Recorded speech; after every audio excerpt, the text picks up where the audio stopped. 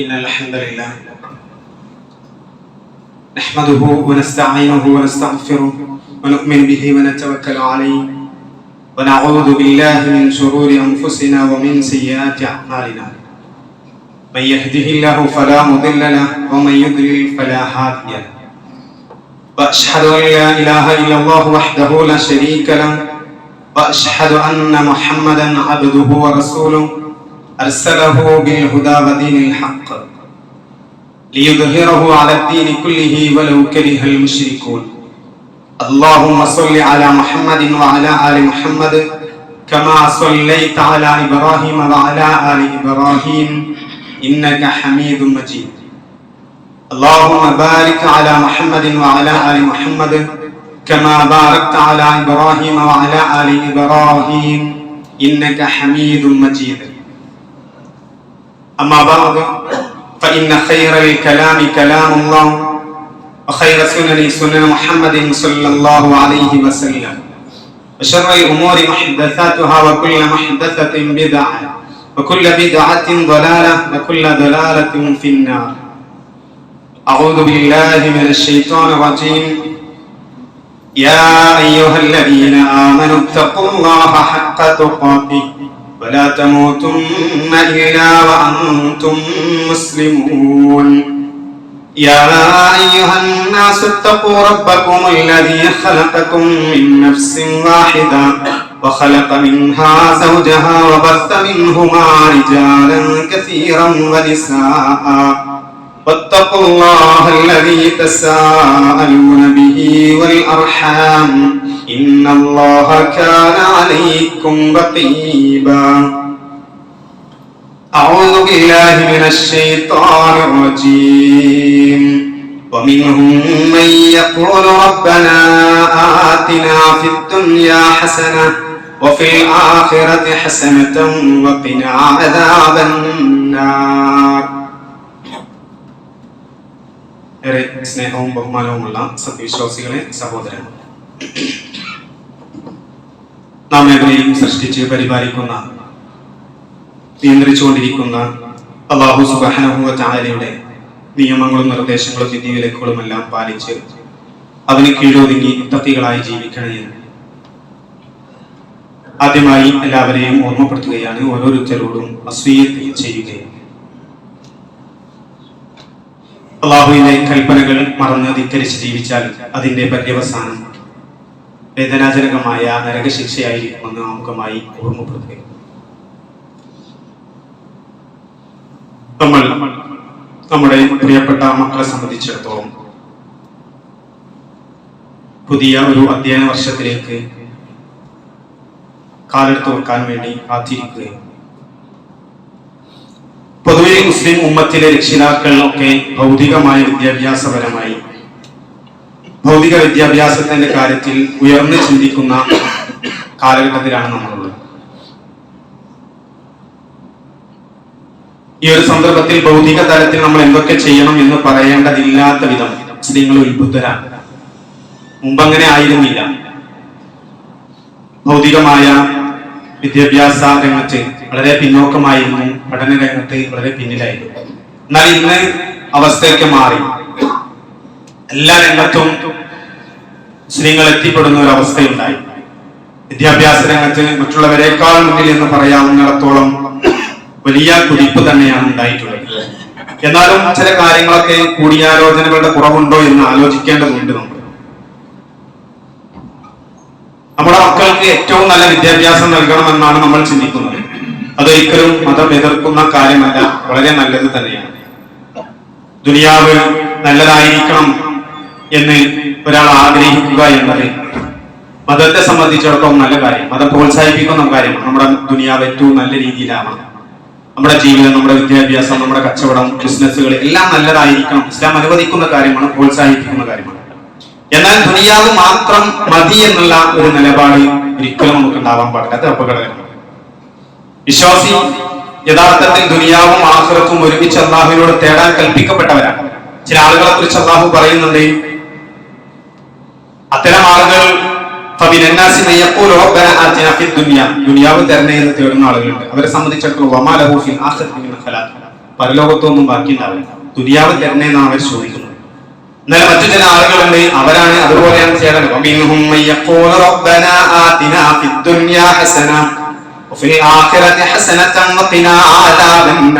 നമുക്ക് ഓരോരുത്തർക്കും പരിചയമുള്ള ഒരു പ്രാർത്ഥന, ദുനിയാവും തരണേ പരലോകവും തരണേ, നരകശിക്ഷയിൽ നിന്നും രക്ഷപ്പെടുത്തണേ എന്നുള്ളത്. അതിനാണ് മാതൃകയുള്ളത് എന്ന് പരിശുദ്ധ ഖുർആൻ സൂറത്തുൽ ബഖറയിലൂടെ നമുക്ക് പഠിപ്പിച്ചു തരികയാണ്. അത്തരം ആളുകൾക്ക് എല്ലാവിധത്തിലുള്ള ഓഹരിയും ഇഹലോകത്തും പരലോകത്തും അള്ളാഹു നൽകുമെന്ന് പരിശുദ്ധ ഖുർആൻ നമുക്ക് പ്രോത്സാഹനം നൽകുകയാണ്, പഠിപ്പിച്ചു തരികയാണ്. ദുനിയാവിനെ പൂർണ്ണമായി മറന്നുകൊണ്ട് പരലോകത്തിന് വേണ്ടി ജീവിക്കുക എന്നല്ല.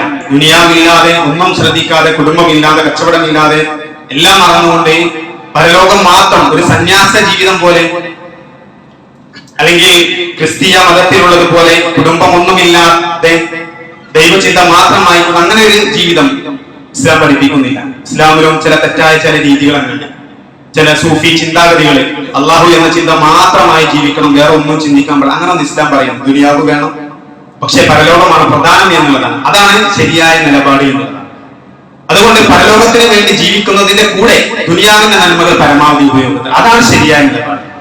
എങ്ങനെ പരലോകത്തിന് വേണ്ടിയാണ് നമ്മൾ ജീവിക്കുന്നത്, അതിന്റെ കൂട്ടത്തിൽ നമുക്ക് ദുനിയാവിൽ നേടാൻ പറ്റുന്ന ഹലാലായ എല്ലാം നേടാം. ആ ഒരു നിലപാടാണ്, അതാണ് ശരിയായ രീതി എന്നത്. അതുകൊണ്ട് ആ രണ്ട് ലക്ഷ്യബോധങ്ങൾ നമ്മുടെ മക്കൾക്ക് രക്ഷിതാവ് എന്നവരൊക്കെ നമ്മൾ പകർന്നു നൽകിയത്.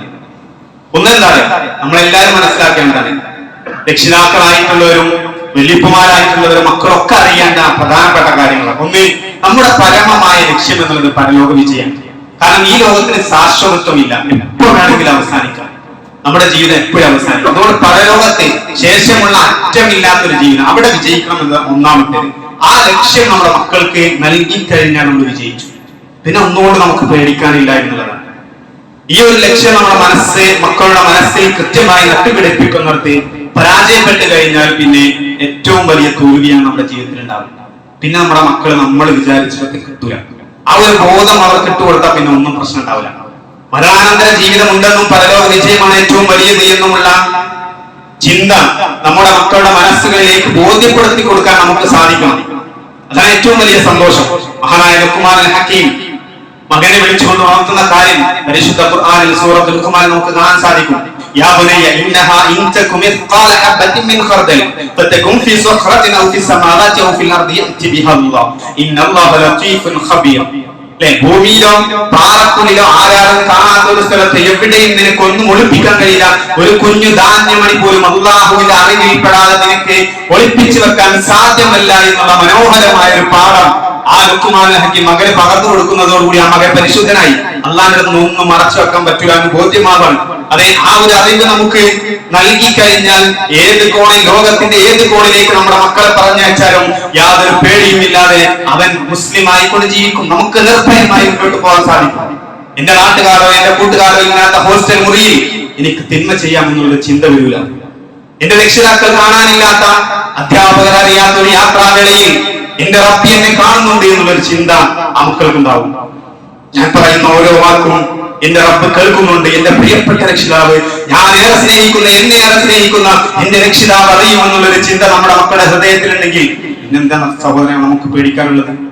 എന്റെ കൈകളിലോ എന്റെ ചുണ്ടുകളിലോ ഞാൻ ഉപയോഗിക്കുന്ന ലഹരി എന്റെ രക്ഷിതാവിന്റെ നിയമങ്ങൾക്ക് വിധേയമാണ് എന്ന് പറയുമ്പോൾ അവന്റെ മനസ്സ് പടക്കും. ഞാൻ ഒരിക്കലും ചെയ്യാൻ പാടില്ലാത്തതാണ് എന്ന് അവന്റെ മനസ്സ് പറയും. ആ ബോധം നമുക്ക് അടിസ്ഥാനപരമായി നൽകാൻ നമുക്ക് സാധിക്കണം. ഇതാണ് രക്ഷിതാവ് എന്നുള്ള നിലയ്ക്ക് ഒന്നാമതായി നാം മക്കൾക്ക് നൽകേണ്ടത്. മറ്റൊന്നുമല്ല, വേറെ ഒന്നുമല്ല നൽകേണ്ടത്.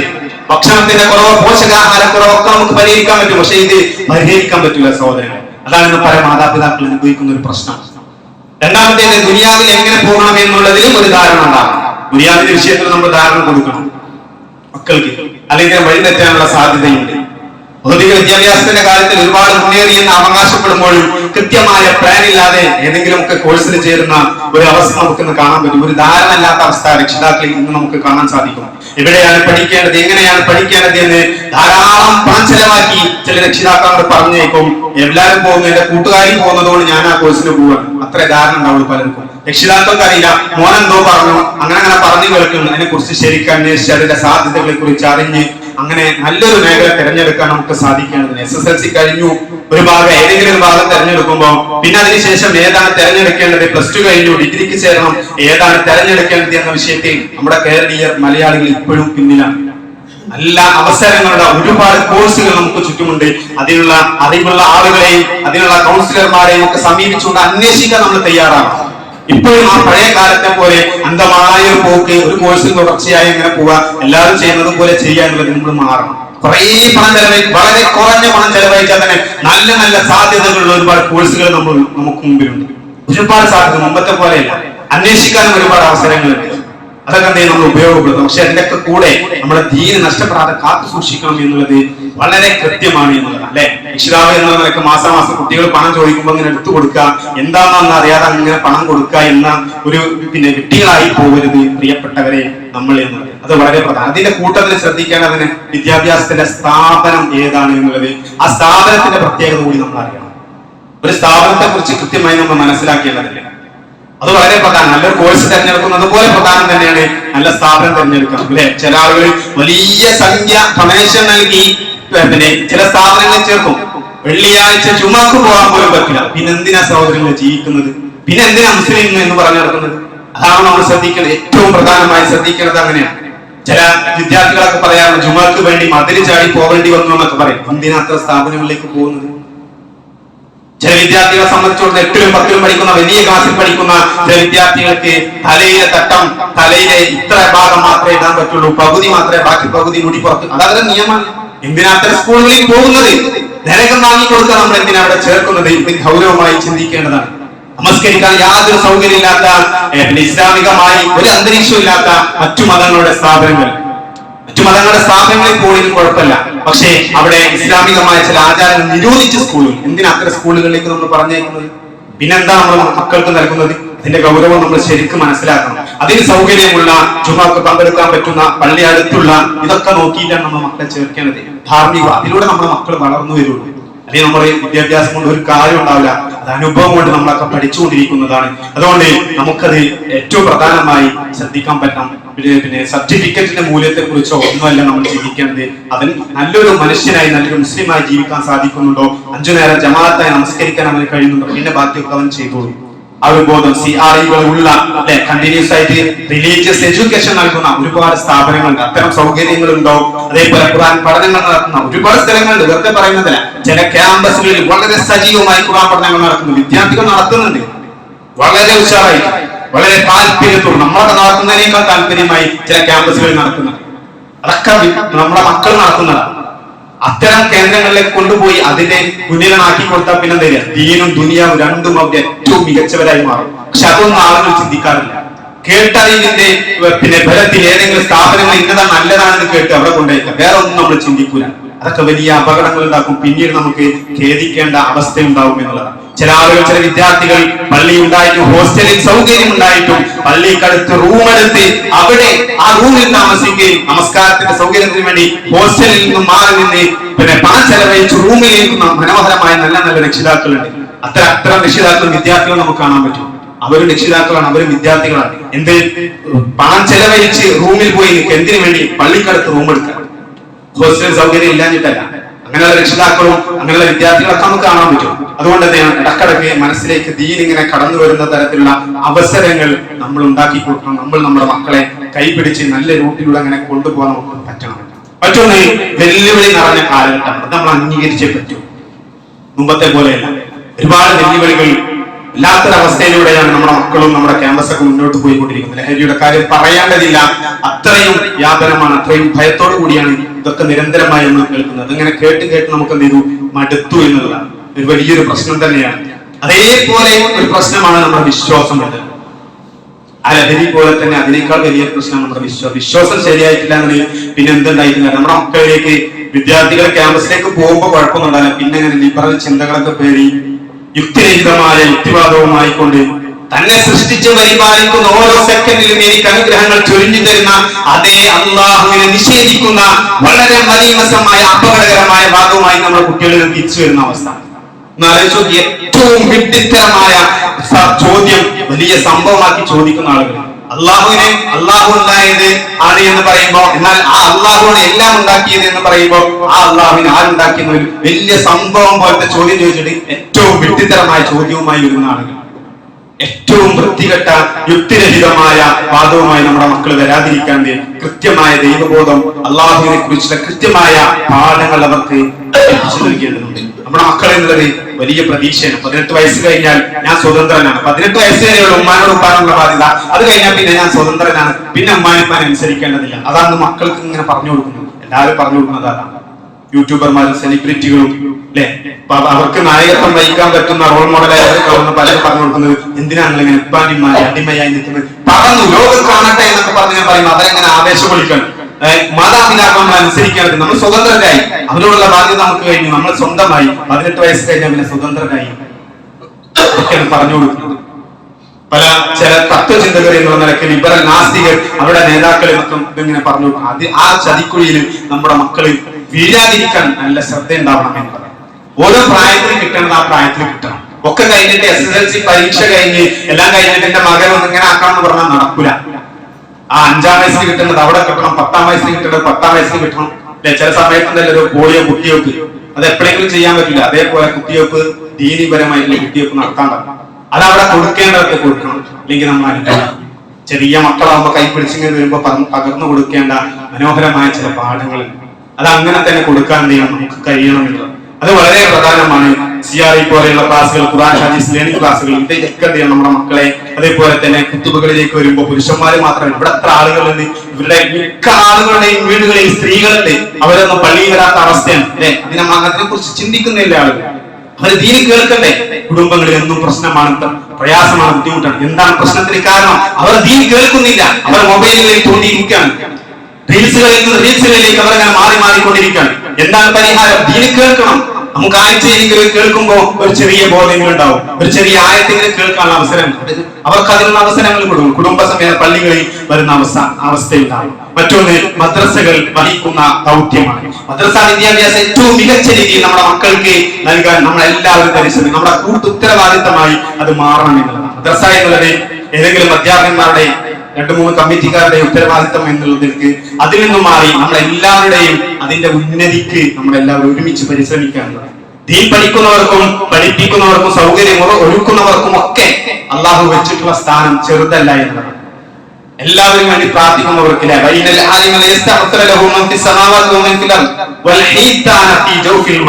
എല്ലാവരും ആകാശഭൂമികളിലുള്ള എല്ലാവരും അവർക്ക് വേണ്ടി പ്രാർത്ഥിക്കുന്ന, ദീൻ പഠിപ്പിച്ചു കൊടുക്കുന്നവർക്ക് വേണ്ടി, ദീൻ പകർന്നു കൊടുക്കുന്നവർക്ക് വേണ്ടി. എത്രയാലും ആ ഹദീസിൽ വന്ന പ്രയോഗം, ആഴക്കടലിൽ നീന്തി തുടിക്കുന്ന മത്സ്യങ്ങൾ പോലും അവർക്ക് വേണ്ടി പ്രാർത്ഥിക്കുന്നു. അപ്പൊ മദ്രസയുടെ പ്രാധാന്യം എന്ന് പറയുമ്പോൾ ചെറുതല്ല. ആ ചെറിയ പ്രായത്തിന് ഒന്നും അറിയാതെ വരുന്ന മക്കൾക്ക് ഇങ്ങനെ ദീനിന്റെ പാഠങ്ങൾ പകർന്നു കൊടുക്കാൻ വളരെ പ്രധാനമാണ്. അത് വളരെ പ്രധാനമാണ്. ആ ചെറിയ പ്രായത്തിൽ നമുക്ക് അവർക്ക് മനോഹരമായത് ഇങ്ങനെ പകർന്നു കൊടുക്കുമ്പോൾ അവരുടെ മനസ്സിൽ അതിങ്ങനെ ഉറച്ചു നിൽക്കും. അതിന് പലപ്പോഴും ആരും പ്രാധാന്യം കൊടുക്കാറില്ല. ഞാൻ അതിനെ പറഞ്ഞയക്കുകയാണെങ്കിൽ തന്നെ പേരിന് ഫോർമാലിറ്റിക്ക് അങ്ങനെ പോവുക എന്നുള്ള ഒരവസ്ഥ ഉണ്ടാവും.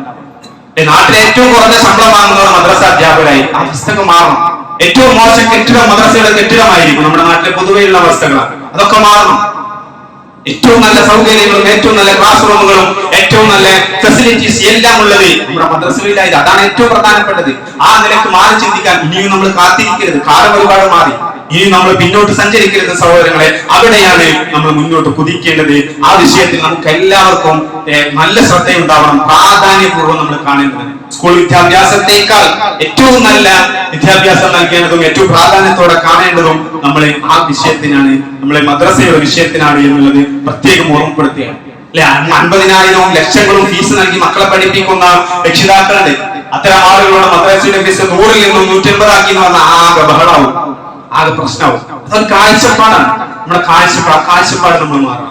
ഇതിന് പ്രാധാന്യം നൽകാൻ നമുക്കുള്ള മനസ്സ് നമുക്കുണ്ടാവണം എന്നുള്ളത്. അതിന്റെ സമയക്രമം വളരെ കുറഞ്ഞ സമയം. എന്നാൽ തന്നെ സ്കൂളിൽ പരീക്ഷയാണെങ്കിൽ പിന്നെ മദ്രസയിലേക്ക് ഒരാഴ്ചയിലേക്ക്, ഇങ്ങനെ ഈ ഒരു നിലപാട് നമ്മൾ പൊതുവെ നമ്മുടെ നാട്ടിൽ കണ്ടുവരുന്നത്. അതിനേറ്റവും എന്നാൽ നേരെ മറിച്ച് വളരെ പ്രാധാന്യത്തോടുകൂടി സ്കൂളിനേക്കാൾ വളരെ പ്രാധാന്യത്തോടെ ഏറ്റവും നല്ല അർഹിക്കുന്ന പ്രാധാന്യം നൽകിക്കൊണ്ട് മദ്രസയ്ക്ക് പ്രാധാന്യം നൽകുന്ന ചില രക്ഷിതാക്കളുണ്ട്. അത് നമുക്ക് അനുഭവിക്കാൻ പറ്റുന്നതാണ്. അത് നമുക്ക് കാണാൻ പറ്റും. അങ്ങനെയുള്ള രക്ഷിതാക്കളായി മാറാൻ നമുക്ക് പറ്റും.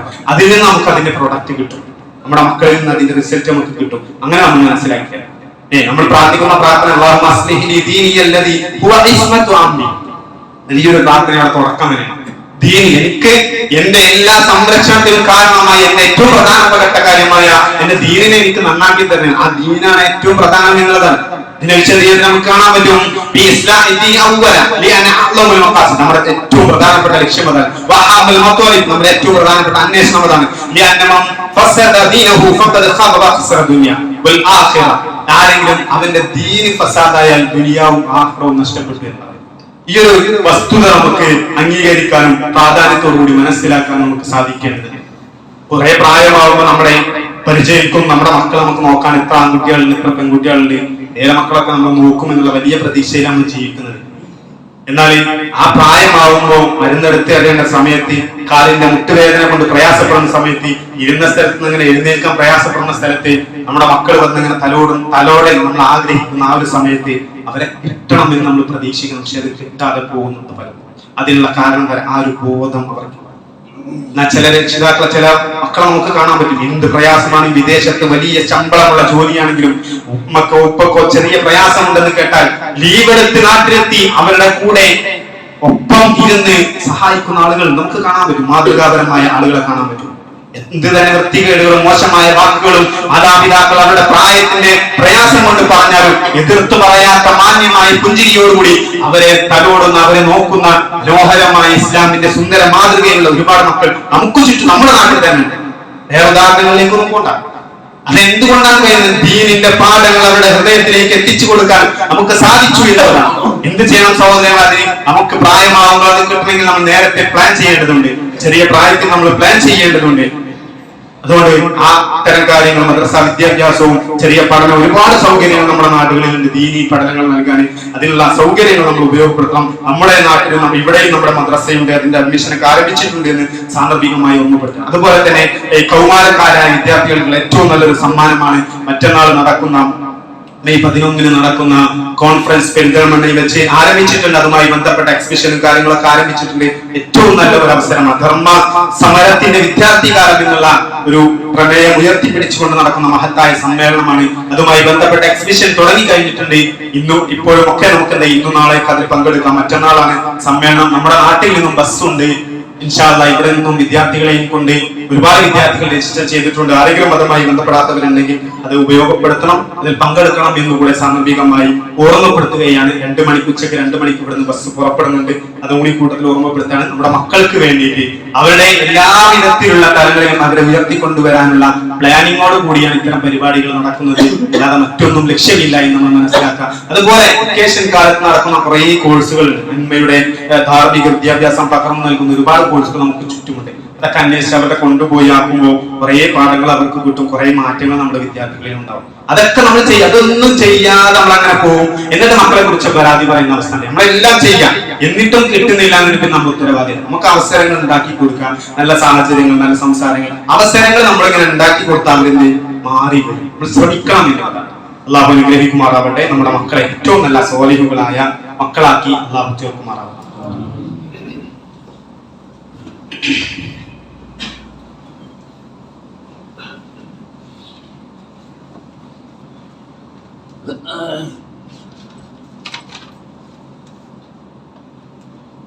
الحمد لله حمدا كثيرا طيبا مباركا فيه وصلى الله على رسول الامين وعلى اله واصحابه اجمعين ما بعد.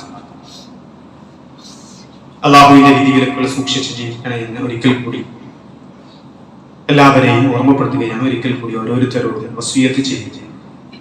നമ്മുടെ കുടുംബം, നമ്മുടെ ജോലി, നമ്മുടെ ആഘോഷങ്ങൾ, വീട്ടിലെ ആഘോഷങ്ങൾ, നാട്ടിലെ ആഘോഷങ്ങൾ, കളികൾ, വിനോദം ഒക്കെ ആയിക്കൊണ്ട് ജീവിതം ഇങ്ങനെ മുന്നോട്ട് ഇങ്ങനെ പോകുന്നതിന്റെ ഇടയ്ക്ക് പെട്ടെന്ന് നമ്മുടെ ശ്വാസം ഒരിക്കൽ നിലക്കും. പിന്നെ നമുക്ക് ചലിക്കാനാവില്ല.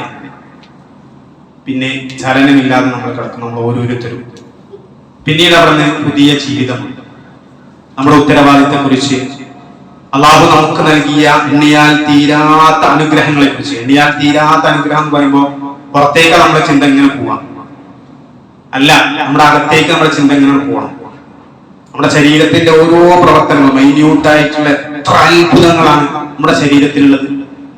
ഏതെങ്കിലും ഒരു ഭാഗം മാത്രം എടുത്താൽ മതി. നമ്മുടെ കണ്ണിന്റെ പ്രവർത്തനം മാത്രം എടുത്താൽ മതി. അല്ലെങ്കിൽ നമ്മുടെ വയറുമായി ബന്ധപ്പെട്ട പ്രവർത്തനം മാത്രം ഏറ്റവും വലിയ അത്ഭുതമായി വിശദീകരിക്കേണ്ട ആവശ്യമില്ല. അങ്ങനെ അനുഗ്രഹങ്ങളൊക്കെ നൽകിയതിനെ കുറിച്ച് കൃത്യമായി ഇങ്ങനെ ചോദ്യം ചെയ്യുന്ന ഒരു ലോകത്തേക്ക് പിന്നെ മാറും, ചലനം നിലച്ചാ പിന്നെ. അതുകൊണ്ട് എങ്ങനെയെങ്കിലൊക്കെ പോയാൽ മതി എന്നുള്ള ആ ഒരു ചിന്താധാരണ നമ്മൾ തിരുത്തണം. എങ്ങനെയെങ്കിലൊക്കെ ഇങ്ങനെ മുന്നോട്ട് പോകണം, പോരാ, എങ്ങനെയെങ്കിലും മുന്നോട്ട് പോയാൽ പോരാ, അതാണ് തിരുത്തണം. കൃത്യമായ ധാരണയോടെ കൃത്യമായ അറിവ് നേടിക്കൊണ്ട് ഈ വിഷയത്തിൽ നമുക്ക് അറിവ് നേടിക്കൊണ്ട് തന്നെ മുന്നോട്ട് പോകണം. അക്കാര്യത്തിൽ നിർബന്ധ ബുദ്ധി നമുക്ക് ഉണ്ടാവണം. അവിടെ നമ്മൾ വിട്ടുവീഴ്ച ചെയ്യരുത്. വിട്ടുവീഴ്ച ഉണ്ടാവാൻ പാടില്ലാത്തൊരു മേഖലയാണ്. ആ വിഷയത്തിൽ ഒരു വാശി നമുക്ക് ഉണ്ടാവണം. ദീനിന്റെ വിഷയത്തിൽ ആ വാശി ഉണ്ടാവണം. അതാണ് നമുക്ക് വേണ്ട വാശി. നമ്മുടെ പ്രവർത്തനങ്ങൾ, എന്റെ വിശ്വാസം അത് കളഞ്ഞതായി അതിൽ ആരെതിർത്താലും ശരി, ഏത് കുടുംബമായാലും ആരായാലും ശരി, എന്റെ റബ്ബിന് ഇഷ്ടമില്ലാത്ത ഒന്ന് എന്റെ കുടുംബത്തിലെ, എന്റെ നാട്ടിലെ എത്ര വലിയവനായാലും ശരി അംഗീകരിക്കില്ല. എന്റെ റബ്ബിന് ഇഷ്ടമില്ലാത്ത, എന്റെ റബ്ബ് പഠിപ്പിക്കാത്ത വിശ്വാസത്തിന് അംഗീകരിക്കില്ല എന്നുള്ള വാശിയും തന്റെ അളവ് നമുക്കുണ്ടാകും. അവിടെ നമുക്ക് ആ ഒരു നിർബന്ധ ബുദ്ധി ഉണ്ടാകും. എന്റെ പ്രവർത്തനങ്ങൾ, ഞാൻ ചെയ്യുന്ന കാര്യങ്ങൾ, നമസ്കാരം, നോമ്പ്, അതുപോലെയുള്ള പ്രവർത്തനങ്ങൾ, നാട്ടിലെ മറ്റ് ആചാരങ്ങൾ എല്ലാം എന്റെ പ്രിയപ്പെട്ട പ്രവാചകൻ, ഞാൻ ഏറെ സ്നേഹിക്കുന്ന, മറ്റുള്ളവരെക്കാൾ സ്നേഹിക്കുന്ന, എന്റെ നാടിനേക്കാൾ, എന്റെ പള്ളിയേക്കാൾ, എന്റെ മൊബൈലിനേക്കാൾ, എന്റെ ഉമ്മയേക്കാൾ, എന്റെ ഉപ്പയേക്കാൾ ഞാൻ സ്നേഹിക്കുന്ന എന്റെ റസൂൽ സല്ലല്ലാഹു അലൈഹി വസല്ലം, ആ റസൂൽ സല്ലല്ലാഹു അലൈഹി വസല്ലം പഠിപ്പിച്ചത് തന്നെയാണ് ഞാൻ ചെയ്യുന്ന കർമ്മങ്ങളിൽ കാര്യത്തിൽ നമുക്ക് വാശിയുണ്ടാകും. ഒരിക്കലും വിദഗ്ധകൾ കടന്നു വരരുത്.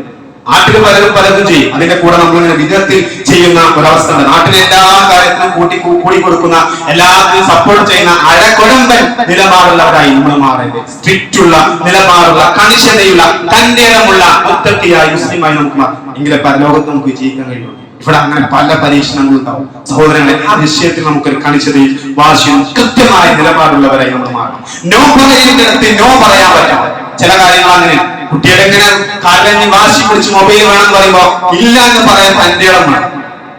അത് വേണം. അതൊരു കത്തി ചോദിക്കുമ്പോ കൊടുക്കൂല നമ്മള്. പക്ഷെ നമുക്ക് അതിന്റെ അപകടം അറിയാത്തതുകൊണ്ട് ആ മൊബൈൽ കൈ കൊടുക്കുമ്പോ ഈ കത്തി കൊടുക്കുന്നതിനേക്കാൾ വലിയ അപകടത്തിലേക്കാണ് ഈ മക്കൾ എത്തിപ്പെടുന്നതെന്ന് അറിയാതെ നമ്മൾ എന്ത് ചെയ്യും, കൊടുക്കണം. അത് നോ പറയാം. ആദ്യത്തെ ദിവസം നോ പറഞ്ഞാൽ പിന്നെ ആ കുട്ടിയെ കൊണ്ട് ഒരു പ്രശ്നം ഉണ്ടാവില്ല. ഇല്ല എങ്കിൽ നമുക്ക് 10 വയസ്സായാലും 15 വയസ്സായാലും 20 വയസ്സായാലും അവനെ നിയന്ത്രിക്കാൻ പറ്റില്ല. അതൊന്ന് പലരും അനുഭവിക്കുന്നുണ്ട്. അതാണ് ചില കാര്യങ്ങളിൽ നോ പറയേണ്ടത് പറയണം. അത് ആരായാലും ശരി, സ്വന്തം പിതാവാണെങ്കിലും നോ പറയേണ്ട കാര്യത്തിൽ പറയാൻ നമുക്ക് തന്റെ ഇടം. ദീനിന്റെ വിഷയം അങ്ങനെയാണ്. അത് നമുക്ക് കഴിയണമെന്നുള്ളതാണ്. പരലോക സ്വർഗം കിട്ടണമെങ്കിൽ ചില ത്യാഗങ്ങൾ നമ്മൾ നേടേണ്ടതുണ്ട്. ചില ത്യാഗങ്ങളും ചില തീരുമാനങ്ങളും നമ്മൾ എടുക്കേണ്ടതില്ല. അനാവശ്യമായ ഒരു കാര്യം നമ്മുടെ വീട്ടിലുണ്ടാകുമ്പോ ഇല്ല എന്ന് പറയാൻ, അരുതെന്ന് പറയാൻ, പാടില്ലെന്ന് പറയാൻ ഈമാൻ നമുക്ക് വേണം. നമ്മുടെ വീട്ടിലെ കല്യാണാഘോഷങ്ങൾ തിന്മയിലേക്ക് പോകുമ്പോ അരുതെന്ന് പറയാൻ തന്റെ ഇടം വേണം. ആ തന്റെ ഇടം എല്ലാവർക്കും ഉണ്ടാകും. ഈമാൻ ഉണ്ടാവുമ്പോഴേക്കും അത്തരം ആളുകൾക്ക് മാത്രമേ സ്വർഗത്തിൽ പ്രവേശിക്കാൻ കഴിയൂ, അല്ലാത്തവർക്ക് കഴിയില്ല എന്നുള്ളതാണ്. സഹോദരൻ, നമ്മൾ ചിന്തിക്കാൻ വേണ്ടി ഇത്ര ഗൗരവത്തിൽ പറയുന്നത്. അല്ലാഹുവിന്റെ തൃപ്തിയാണ്. അല്ലാഹു എനിക്ക് എല്ലാം നൽകിയത്, എല്ലാം എനിക്ക് അല്ലാഹു നൽകിയത്. വേറെ ആരുടെ കൂട്ടുന്നില്ല.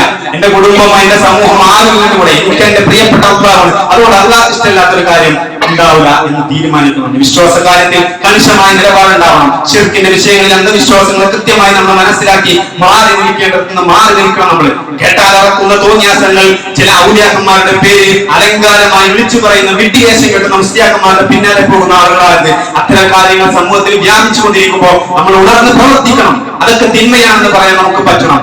അള്ളാഹിനേക്കാൾ വലിയവരായി ചിത്രീകരിക്കുകയും സ്വഹാബത്തിനേക്കാൾ വലിയവരായി ചിത്രീകരിക്കുകയും ചെയ്യുന്ന വിശ്വാസ വിമലീകരണം, വൃത്തികെട്ട കാര്യങ്ങൾ ദീനിന്റെ പേരിൽ പറയുമ്പോൾ അവിടെ നമ്മൾ ഉണർന്ന് പ്രവർത്തിക്കേണ്ടതുണ്ട്.